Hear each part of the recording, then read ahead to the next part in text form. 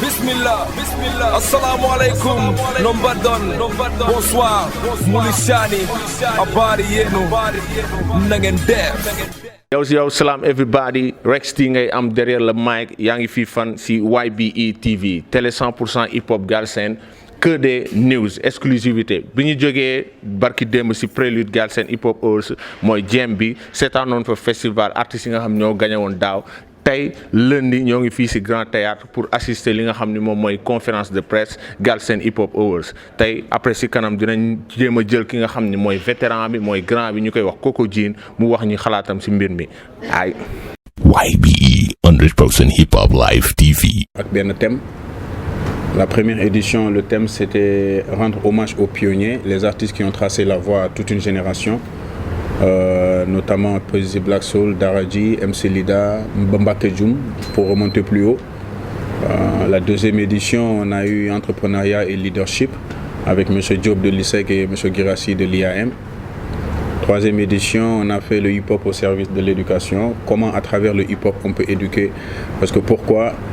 Thème Bobo c'était important, c'est un thème qui me tenait vraiment à cœur parce que à chaque fois da ngay waxtaan ak ñoo xam ne comprendre ñu c'est quoi lan mooy culture hip hop bi dañuy foog ne hip hop bi rap bi kese la quoi te yéen ñëpp xam ngeen ni ku ci nekk chaque jour di nga jàkkaarloo koo xamante ne waa yéen daal seen mouvement bi daal xam nga rap bi xam nga ay histoire rek i clashante kese la culture ma ne ko non loolu dafa am loo xamante ne daf cee bokk mais buñ ko gis tout le temps ni mu koy gisee tout le temps du nekkul loolu moo ci nekk quoi. Donc souligner le hip-hop au service de l'éducation année boobu c'était très important pour moi de le faire parce que quoi qu'on dise man gisuma damay nangamtaan sa ndey fan la hip-hopé waaw mun nga clash mun nga xas mun nga lancer ay pic mun nga def la neex mais boo ñëwee c'est-à-dire le clash c'est permis dans le hip-hop parce que dafa bokk ci li nga xamante ne ça fait partie de l'essence depuis le début parce que c'est comme ça que artistiquement les artistes ils artistiquement prouvé à l'audience qui est meilleur et qui peut faire mieux tu vois lancer des pics aussi c'est aussi ok dans le hip-hop xam nga de se valoriser xam nga mala dax lii sa lii gën tu vois ainsi de suite mais quand on arrive à un niveau où ça devient des insultes de parents wala des insultes de manque de respect par rapport à la famille wala faire face à des confrontations physiques là c'est plus hip-hop c'est personnel et quand c'est personnel c'est pas hip-hop donc loolu moo taxoon thème boobu important woon trop le hip-hop au service de l'éducation en 2017 daaw on a fait Zéro sans-abri, on a aidé les enfants en collaboration avec Empire des enfants et Village SOS.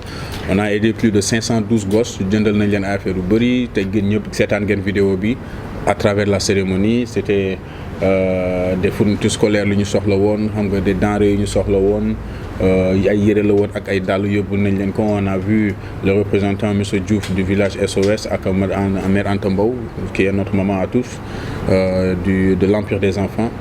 Donc cette année on parle du civisme parce que jamono ji ñu toll nii tout le monde sait qu'aujourd'hui le problème numéro 1 du Sénégalais c'est l'indiscipline. Voilà c'est l'indiscipline parce que chaque jour boo nekkee ci mbedd mi di nga gis loo xamante ne franchement que ce soit ngay dox wala que ce soit nga toog nga nekk ci sa oto wala que ce soit ñu transporter la sax. Tout le temps chaque jour di nga gis ci loo xamante ne mbedd mi doo ci mën dara mais lenn rek ngay def naan da nga yëngal sa bopp rek naan cey waaye Sénégal daal du dem dafa dem ba nekk benn expression boo xam ne tout le monde en parle ça c'est un. Deuxièmement on était gosses dañ doon dem école 8 heures bu jotee tout le monde se retrouve autour de l'école devant le drapeau national ñu yëkkati ko on chante l'hymne national. Aujourd'hui on peut compter des doigts de la main ñaata école ñoo koy def ren. Donc beaucoup de choses sont en train d'échapper à la société sénégalaise mais ñun en tant qu'acteurs culturels c'est notre façon déjà de voir comment ramener cela xam nga dans la conscientisation en tout cas de tout le monde pour que ñu bàyyi ci xel parce que c'est très important donc le civisme éducation à la citoyenneté et le respect du cadre de vie parce que léeg-léeg di nga nekk sa bopp koñ nga bëgg a dugg xam nga ñibbi sa kër ak sa oto doo mën a jàll parce que koñ bi bâche nañ ko soit dafa am benn ngénte wala benn mariage le chef de quartier du joxe autorisation gars yi dañu ñëw def lu leen neex Sénégal dëkk kii la dañuy def lu ñu neex waaw personne ne dit non à qui que ce soit personne ne dit ok nii la war a demee wala nee la war a demee te koo ci jéem a yedd nag dalay wax boppam donc loolu yëpp dafa bokk ci loo xamante ne xam nga c'est benn analyse bu ñu def la et en tant qu'acteur culturel mënuñ ci dara du ñu nguur mais on peut parler et on peut toucher à une large communauté à travers ce genre d'événement pour que gars yi tamit xam nga ñu conscientiser wu ci loolu. Donc du coup nous avons approché monsieur Abdou Karim Fofana qui est le seul parrain de cet événement loo xamante ne il a vraiment été ouvert, ñu ngi koy remercier de passage et il a accepté volontiers de venir à cette cérémonie, assister, soutenir et parler à toute cette jeunesse bi nga xamante ne il est ci dénk nañ ko benn fonction boo xamante ne ça nous concerne tous parce que on n'attend pas seulement le ministre wala nguur xam nga pour xool nan nga mën a defaree sa fi nga dëkk sa environnement bi nga dëkk wala sa cadre de vie loolu yëpp c'est important. Souvent xam nga il faut le faire soi-même parce que boo yeewoo sa néeg bi ngay fanaan keneen du la ko balal yaa koy bale wala boo nekkee benn fils à papa tu as la chance d'avoir un père wala une mère moo xam ne mooy fay la bonne pour mu defaral la ko ñun moom on n'a pas eu ça quoi ñoo ko doon defaral suñu bopp. Donc loolu la mooy le thème de cette année. Et ce qu'il faut retenir déjà, moi, que vite fait faire un recap de la 4e édition qui s'est très bien passée l'année dernière à Sorano. On a pu le faire toujours avec l'aide de la DTV qui nous soutient depuis presque le début. Chaque année ñu ngi fii et aujourd'hui grâce à cet événement avec communication bi nga xam ne moo nekk ci ginnaaw on a réussi à toucher plus de 4 millions de personnes sur le territoire sénégalais quand ça passe le direct. Quand ça passe le direct communication bi ñu ci def gis nañ ñu bëri ñu ngi koy seetaan et à travers les réseaux sociaux donc franchement je dirais chapeau aux artistes d'abord parce que seen événement la et je dirais aussi chapeau à toute l'organisation de Point Blank Prod qui se bat et qui se donne corps et âme pour que affaire bi nekk. Les gens à chaque fois ils ont tendance à voir un YD devant YD nii YD naa c'est vrai je fais que la façade de l'organisation mais il y a toute une équipe derrière loo xamante ne ñoom lu ñu mën mënuma ko lu ñu mën mënuma ko donc am na yoo xamante ne balaa ma koy def ñoom laay waxal am na ñoo xamante ne balaa ma koy def tamit ñoom laay tàggu noo gisee lii noo xalaatee ne comment on peut faire ça pour mu egg fii voilà parce que événement bi rëy na rëy boo xamante ne man kese sama xalaat mënul doy ala kulli alin mënul doy il faut que ma am ñu ma waxal il faut que ma am ñoo xamante ne dama leen di yëgal ne leen ah lii de man xalaatoon naa ko ñu ne ma non nii boo ko bëggee def mu jaar yoon du nii du ne parce que il faut prendre compte de ceci et de cela donc du coup foofu di nga xam ni on est que des humains xel doyul donc depuis la première édition j'arrêtais pas de le dire à tout le monde que tant que egguñu 6e ba 7e édition cet événement n'aura pas d'assise bi nga xamante ne moom la ñu bëgg parce que chaque année il y a des choses à revoir chaque année dañuy visser chaque année dañuy xool lan moo fi erreur ñu defar ko chaque année dañuy xool lan lañ ciy yokk pour mu gën a évoluer. Si vous avez remarqué la première édition on a commencé avec 6 catégories avec 6 trophées de reconnaissance ça faisait 12. Donc la deuxième édition on a fait 8 catégories et 8 trophées de reconnaissance ça faisait 19. Troisième édition, on a fait 10 catégories et 12 trophées de reconnaissance, ça faisait 22 trophées et on a maintenu cela l'année dernière à la 4e édition. Cette année, on a 11 catégories et ces 12 trophées de reconnaissance là qui nous font 23 trophées. Donc une cérémonie culturelle hip-hop précisément qui récompense 23 personnes dans différentes catégories pour ku ci nekk fi nga xamante ne yaa fa gën a xarañ pas yaa fa gën a fës parce que ñu bëri fës nañu tout ce qui est nominé fës nañu.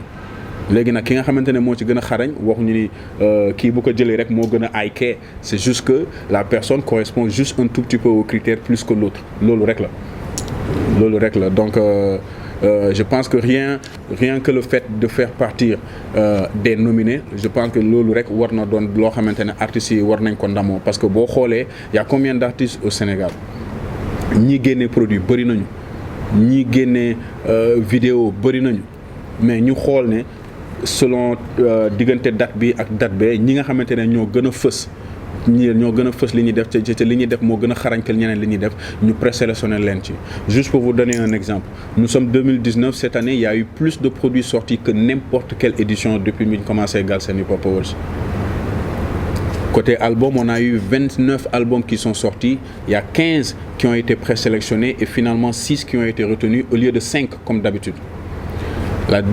Boo ñëwee catégorie mixtape on en a eu 33 mixtapes qui sont sortis 33 mixtapes ñu génn on a fait la sélection on a retenu 15 et finalement au final on a retenu 6 au lieu de 5 EP on a eu 27 EP qui sont sortis 27 EP yoo xamante ne tamit 15 la ñu présélectionné mais 6 la ñu mujj retenir bu ñu ñëwee catégorie vidéo il y a eu 81 vidéos qui sont sorties 81 vidéos mais on a sélectionné 20 parce que gis nañu réalisateurs yi ñu ngi commencé di bëri Sénégal te booy xarañ nañu ñi ngi liggéey ñi ngi def ay affaires yu extraordinaires quand tu regardes aujourd'hui une bonne sélection de 20 à 25 vidéos à la télé wala sur YouTube tu te rends compte que bon voilà le côté vidéo il y a 5 ans derrière lii amuñu ko woon donc ça se voit que gars yi ñi ngi liggéey et je l'ai toujours dit je demande Point Blank Prod ne demande pas aux artistes de travailler pour Galsen Hip Hop Awards.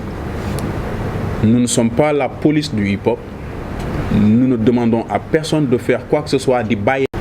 Mais malheureusement am na loo xamante ne ñun on peut pas l'empêcher parce que pour avoir des trophées il faut nga travailler et pour avoir des trophées il faut nga bàyyi xel ci événement bi mi ngi ñëw bëgg naa bokk ci ñi ñu fay tudd bëgg naa bokk ci ñi war a yéeg sur scène même bu fekkee damay bokk sax ci sayfa yi loolu noonu yëpp gars yi lañ dañ ciy bàyyi xel mais ñun waxuñu kenn pour nga liggéey pour Galsen Hip Hop Awards parce que y a deux choses Galsen Hip Hop Awards ne peut pas démarrer ta carrière Galsen Hip Hop Awards ne peut pas freiner ta carrière mais c'est juste un point de repère boo xamante ne boo ci fësee dina am lu mu lay yokkal ci sa carrière dina am lu mu lay yokkal gis ngeen ni depuis la première édition même ne serait-ce qu'à travers les cyphers on a mis de la lumière sur beaucoup d'artistes yoo xamante ne tey ñu ngi leen di dégg ci rotation yi loolu c'est une fierté pour nous c'est une fierté pour nous de voir que ak nu mu mënti demee nous avons donné de la chance à certains artistes de se produire nous avons donné la chance à certains artistes d'être vus et d'être reconnus par le grand public. Donc loolu la pour ce qui est des critères de présélection loolu tous les artistes qui ont eu à participer le savent ça n'a jamais changé li fi nekkoon moo fi nekk ba léegi il faut juste par exemple cette année sortir des produits qui sont sortis entre septembre 2018 et septembre 2019 il faut avoir une bonne présence médiatique une bonne présence musicale avoir des sons qui tournent en boucle à la radio faire de belles vidéos qui ont une bonne direction artistique qualité d'image ak le scénario dans la vidéo parce que clip dafa mel ni film loolu il faut gars yi di ci bàyyi xel comprendre ce que tu dis il faut que mu refléter wu ci image bi lu muy wane il faut que tamit ñu sentir ko ci li ngay wax comprendre donc il faut aussi faire des tournées de concerts les grands plateaux radio et télé il faut aussi le faire donc catégorie bu ci nekk dafa am critère am loo xamante ne ça c'est juste l'ensemble des critères et ça je pense que les artistes le savent on en a parlé dans des interviews on en a parlé dans des émissions radio et on en a parlé aussi dans les émissions télé on a aussi ce qu'on appelait le journal du Galsen Hip Hop Awards tous les mercredis sur la DTV avec Fatim donc foofu lépp li nga xamante ne moo lëndëm ci bopp gars yi par rapport à Galsen Hip Hop Awards ak lépp li nga xam ne foofu lañ ko war a xam foofu dañ ciy communiquer dañ ciy xamal gars yi donc te lépp li nga xamante ne information bu rëcc gars yi la boo ñëwee dans sur la page Facebook de Galsen Hip Hop Awards vous retrouvez toutes les informations qui ont échappé à qui que ce soit parce que fii gars yi yëpp xam nañ ko information bu la rëcc si tu viens sur la page Facebook de Galsen Hip Hop Awards tu vas t'y retrouver information bu la rëcc si tu suis tous les mercredis depuis début octobre la DTV tu as toutes les infos que tu veux dans cette émission de 14h30 à 15h30 qui est le journal du Galsen Hip Hop Awards avec Fatim donc sayfa yi c'est loo xamante ne c'est on donne de l'opportunité à des artistes yi nga xamante ne dëgg la ils ont une bonne présence médiatique on donne aussi de l'opportunité à des artistes yoo xamante ne am nañu talent mu lenn ni kii xam nga boo ko poussé mu dem des artistes promettants en tout cas et cette année on a apporté une petite touche différente mooy artistes yi nga xamante ne dëgg la jotoon nañu bokk mais ñu indiwaat leen parce que le grand public les demande à la base dañoo defoon ne ku bokk ci sayfa yi chaque année da ngay pousse ñeneen ñëw mais bu ñuy dem dafa am ñoo xamante ne public bi moo leen di laaj donc souvent il faut aussi donner au public ce qu'il demande parce que ak nu mu mënta demee c'est le ñoom ñooy suivre quoi comme ni ko sama copain Obi di waxee ñoom ñooy jënd album ñoom ñooy dem concert et tout mais tamit ñun ñooy organiser mais dañuy xool tamit lu baax quoi parce que c'est à nous aussi de trouver un moyen de mettre de la valeur dans l'événement pour que nit ñi ñenn ñi nga xamante ne xam nga peut-être que le hip-hop ne les intéresse pas ba fexe ba ñooñu hip-hop bi intéressé leen pour ñu ñëw ñu fekk si ñu c'est pas à nous d'aller retrouver d'autres personnes c'est aux autres personnes de venir retrouver le hip-hop parce que tey boo xoolee tout espace urbain sur terre est gouverné par le hip-hop foo munti dem ci àddina c'est la seule chose que toute la jeunesse du monde a en commun te loolu du dañ donc tout espace urbain sur terre est gouverné par le hip-hop donc mi ngi noonu saay fay daal loolu la et nous sommes 2019 ñu bëri ñu ngi may laaj non c'est quoi la surprise man waxuma kenn dara dinañ def daal li ñuy def mais xam naa ni par rapport à la prestation des artistes on a pas mal d'artistes yoo xamante ne gars yi bëri yàgg nañ leen séntu dinañ leen gis ren bu soobee yàlla. À ma gauche j'ai Bayano. Moom il est le président de Urban Artivists samedi bi passé rek ñu ngi doon def xam nga le tournoi 6e édition 5e édition. 6e édition wu championnat de danse battle africain moo xamante ne xam nga les pays de la sous-région ñoom ñëpp ñëwoon nañu en représentant te depuis tamit il travaille en tant que coordinateur et régisseur général ci Galsen Hip Hop Awards bi avec nous. À ma droite c'est Coco Jean kii moom kenn du ko présenté. Voilà c'est ñi fi nekk képp ku fi def rajo moom ci déglu nga ko roy nga ko bàyyi nga ko xel voilà donc moom il fait partie des jurys pour ñi nga xamante ne léeg-léeg dañuy toog naan waaw est-ce que jury yi ñi ngi déglu parce que même bu fekkee en fait problème bi mooy quand tu dis non gaayen bi xam nga waruma juger parce qu'il n'écoute pas mon produit dafa mel ni rek nga dem crime dem tribunal nga ne non juge bi du la juger parce que xamul yaay kan juge bi soxlawu la xam bu ñu neexee mënoon nañu indi chinois sax mu nekk suñu jury lenn rek la ñu soxla ci moom mooy son expérience ak produit bi ñu koy jox jeex na donc on n'a pas à accepter que tel ou tel di ñuy wax naan non jury bii moo crédible wala jury bee moo crédible ñii ñoo fi nekk depuis le début te ñoo fi continuer di nekk bu soobee yàlla parce que seen xam-xam ak seen xalaat ñun doy nañ ñu. YBE 100% Hip Hop Live TV. Chaque année dañuy gis bu jàllee. dañuy gis que les changements yi am na solo et tout ça mais même artistes yi di cas chaque année te à chaque fois c'est concernant les critères. parce que j'ai l'impression que ne ñoom comprendre ñu. critères yi ñuy laaj pour mën a bokk ci nominé yi wala ci sélection concernant les critères comment vous faites parce que c'est l'impression qu'on a. Je vais laisser Coco. Je choisis de répondre à cette question parce que depuis le début, la première édition de Galsen Hip Hop Awards, c'est la première et la seule chose que je dis à YD chaque année. Communique sur les critères. Parce qu'il va toujours avoir des gens qui disent qu'ils ne comprennent pas, qui ne savent pas, etc., etc. Bon, on ne peut pas faire plus que ça. C'est-à-dire, si tu veux participer et tu veux être participant, je pense que c'est ton travail d'aller te renseigner sur comment fonctionnent les choses. S'il n'y a pas de règles, il n'y a pas de Galsen Hip Hop Awards. Donc, si je suis artiste, c'est dans mon intérêt de même si, parce qu'on communique là-dessus chaque année. Et je veux dire chaque année parce que je réponds à cette question parce que je suis celui qui le fatigue le plus par rapport aux critères. Parce que je connais les artistes. Et ils ont toujours quelque chose à dire par rapport à pour dire que c'est pas juste ou ils ne savaient pas, etc. Donc, je pense que cette année, on arrive à la 5e édition. Si les artistes ne s'intéressent pas aux critères ou aux règlements pour participer au Galsen Hip Hop Awards, c'est leur perte. Maintenant, nous, on communique régulièrement. Moi, dans mon émission, je le fais régulièrement. À travers ce que je fais régulièrement, je le fais. Et j'insiste. Et je vous le dis, hein, chaque année, je le stresse pour ça. Pour qu'ils mettent, chaque fois qu'ils ont une émission, qu'ils parlent des critères. Parce que ça ne suffit jamais. C'est aussi simple que ça. Donc, c'est toujours avec nous. Ça fait partie de ce qu'on fait régulièrement pour que les gens soient au courant de comment fonctionnent les choses. Vous, à votre niveau, oui. Lever ces équivoques. Pour lever ces équivoques. Oui. Il y a tout le temps des revendications oui. par rapport à ces choix. Oui, c'est comme le grand frère Coco l'a dit tout à l'heure. Ça, il y en aura toujours, même à la 10e édition. Il y aura toujours des gens qui vont se plaindre pour un oui ou pour un non ou pour un virgule ou pour un 2 points ou pour ben entre parenthèses. Il y en a toujours qui vont se plaindre. L'essentiel est d'être conscient de li nga xamantene moy sa vision et avancer sur ta lancée et faire de sorte que kenn du la dérailler. En tout cas, nous, c'est notre philosophie, quoi. On n'essaie pas de laisser l'opportunité à d'autres personnes de nous dérailler par rapport à notre vision. Ce qu'on fait n'est pas forcément ce que tout le monde veut, mais nous avons aussi nos critères. Parce que moi, je ne sais pas. Voilà, donc je pense que ça c'est la chose la plus importante. Il faut aussi comprendre le mécanisme de l'organisation. Pour être là aussi, c'est une plateforme pour tout le monde. Mais fait que vous avez gagner ce produit, toc ce cœur, ne doit défiler, jour bi jot ba paré nga ne da nga bëgg bokk par force, souvent il y a problème. y a problème. Il faut aussi que yenn artistes yi tamit jàppale organisation bi pour que la chose avance. C'est le rôle de l'artiste. C'est le rôle de l'artiste aussi d'aider l'organisation pour que ça avance. C'est trop facile de sortir ton produit, tu vas rester chez toi, defuloo dara doo dem rajo doo dem télé kenn du la déglu kenn du kiiw la le jour ji ba pare ñëw nga ne kaay kenn du la primer parce que quoi tu es dans un quartier où les autres vont dire waaw lan moo tax sa gars yi ñu ñëpp bokk yow bokkuloo pourtant génnee nga sa waa kër nee nañu aay nga. Rex, tu n'es pas journaliste. Non, tu n'es pas journaliste. Non, man mii. na ñëw. Mais même boo nekk journaliste am naa droit pour acteur là wala.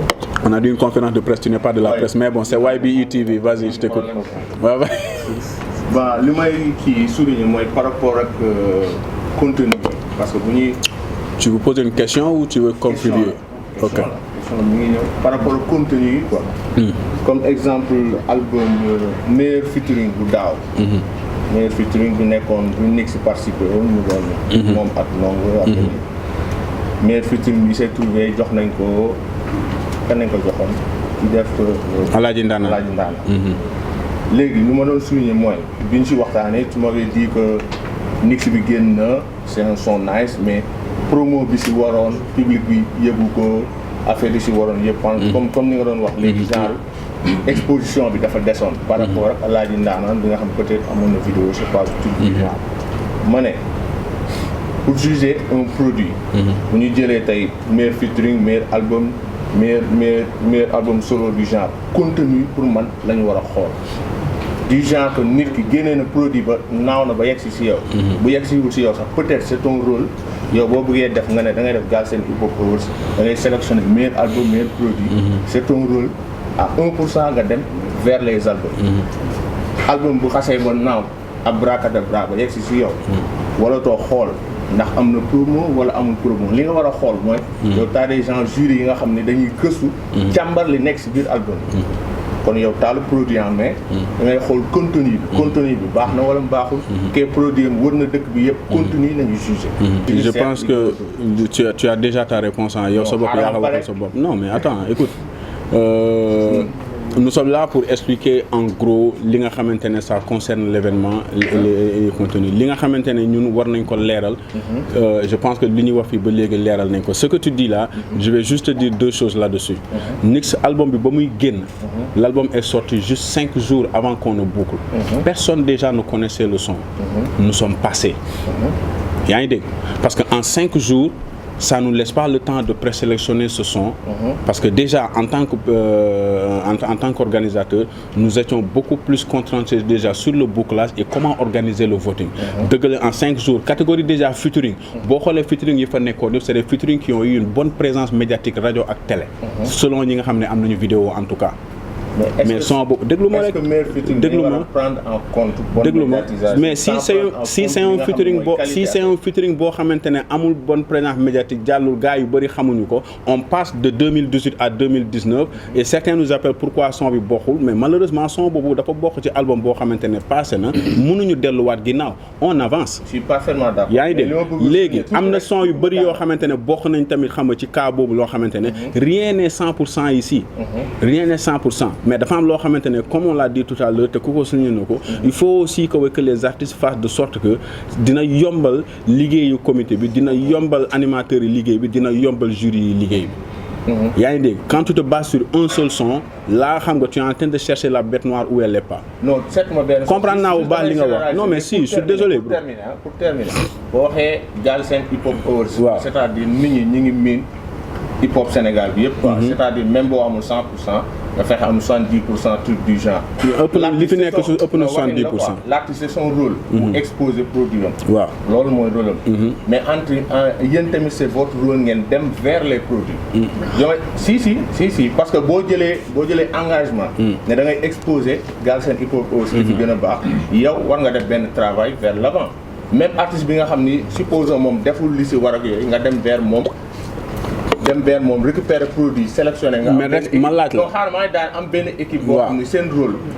lu génn ñu sélectionner dem vers les animateurs DJ Mef kan moo fi génnee. booy bi kat deful promo mais yow da nga am droit dem récupérer ko parce que c'est un produit bu génn sur le marché. mais attends c'est un produit qui gagne sur le marché. Ouais. Ok d'accord c'est un produit boo xamante ne ci net bi la yem d'accord c'est un produit boo xamante ne ci bopp koñ bi la yem. loolu yëpp am na fi non bu xasee ba génn su waay xam nga lan la mais gis nga bonne communication Rex dafa bokk ci catégorie ci critères yi. mais ça dépend non attends meilleur artiste de l'année. ça dépend dafa déglu ma yooyu yëpp dafa bokk ci critères yi mais quand on produit nous ne sommes pas supposés savoir que xam nga 100% produits yi génn yëpp lii ak lii la am na ñoo xamante ne dañuy génne ba pare làqu doo ko xam loolu moo tax bonne communication dafa bokk ci critères yi su waay boo wootewul kenn du la wuyu en gros loolu rek loolu la boo wootewul kenn du la wuyu te pareil pour toutes les catégories dafa am loo xamante ne dafa ànd ak présélection bi dafa am loo xam ne dafa ànd ak li nga xamante ne mooy critère bi mais critères yi ñu ngi rek loo xam ne depuis 2015 pendant 5 ans ñu ngi ciy wax yow sa bopp xam nga am na loo xamante ne jot nañ ko waxtaan c'est pas ici que tu vas venir exposer certaines choses daf ñu tardel quoi tu vois comprendre naa bu baax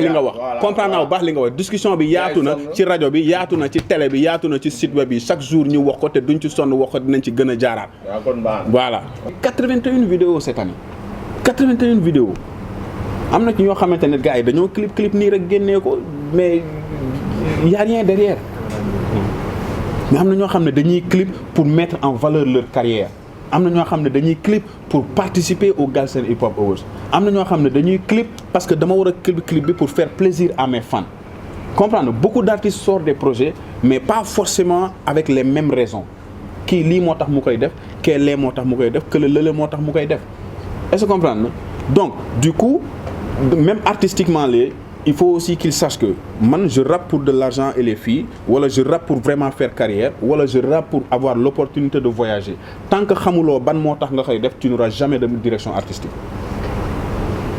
jamais donc waaw je pense YBE 100% Hip Hop Live TV. Slam people comme ni ñu ko waxee woon ñoo ngi suivre action yi la télé de tous les événements hip hop 100% hip hop c'est YBE TV tey ñoo ngi fii nii si biir Grand Théâtre si conférence de presse su Galsen Awards bu 2019 ñu taxaw ak fi benn ndaanaan boo xam ne benn légende koo xam ne tey bu ñu duggee si rap moom am na lu mu si joué ñu koy wax le grand Coco Jean salut grand naka mu.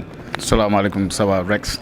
Yeah. Content d'être là. Grand c'est un honneur tey ñu jàkkaarloog yow di la dékk micro bi parce que yow kuy wax hip hop Galsen rek mun naa wax ni yow si précurseurs yi nga bokk bien vrai que nekkoo acteur di kii mais animateur nga boo xam ni te incontournable tey ñu gis la tey si Galsen Hip Hop Awards mën nañ xam lan mooy sa rôle tey si li nga xam ni mooy festival bi. Bon, déjà, dama bokk ci jury bi. Et puis je peux aussi dire que Wadi c'est un frère et depuis le début de première édition bi je suis en quelque sorte benn conseiller. Donc comme on parlait de critères tout à l'heure man comme wax naa ko ci conférence bi.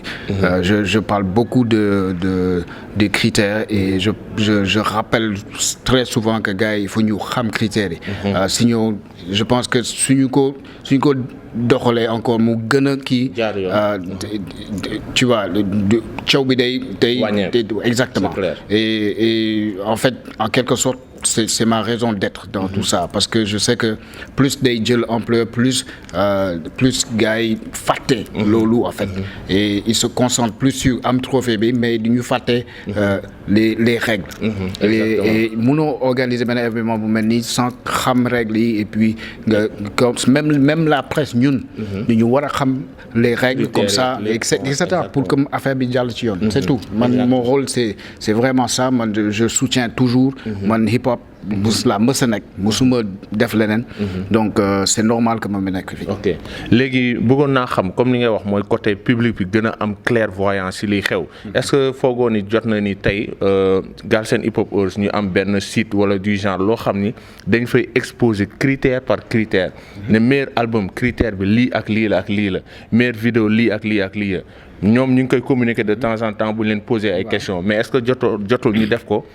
publier ko mu leer si biti outside. Je pense que au départ defoon nañ ko parce que si je me trompe moi personnellement sama biir émission dama amoon benn rubrique où constamment daf ko doon def mais je pense que YD tamit je lui avais dit de mettre ça sur le Facebook wala déet xawma est-ce que def nañ ko bu baax ou pas mais je pense que c'est quelque chose c'est une très bonne idée c'est quelque chose de nécessaire parce que sans loolu coow day am tout le temps toujours te du jeex et malheureusement dëgg bi mooy nous on lit pas tu comprends dañu jël temps taxaw ne xaar ñu lii critères yi premier critère bi deuxième critère etc et malheureusement loolu la donc il faut qu'on contourne ce handicap là parce que handicap là parce que on lit pas ñun on lit pas on est pressé toujours voilà peut-être faire une vidéo je ne sais pas mais il faut absolument communiquer dessus constamment dama koy wax waaye di tout ça daf may oo pour ma ne bul fàtte lii ok dama la koy wax chaque année mu ne bi booy tu me fàtte j'ai dit tu le fais parce que c'est la raison des histoires toujours c'est toujours ça revient toujours sur ça gis nga génn nañ conférence de presse bi il y avait que ça on parlait que de ça voilà donc mooy loolu léegi s'il y avait une chose c'est la 5e édition s'il y avait une chose boo xam ne di nga pour affaire yi gën a jëm kanam s'il y avait une chose boo xam ne da nga jàpp ni buñ ko si dindi woon s'il y a des choses à parfaire ak lu ñu war a éviter lan lay doon selon yow. Je pense que chaque année on essaie d'évoluer vraiment je pense que honnêtement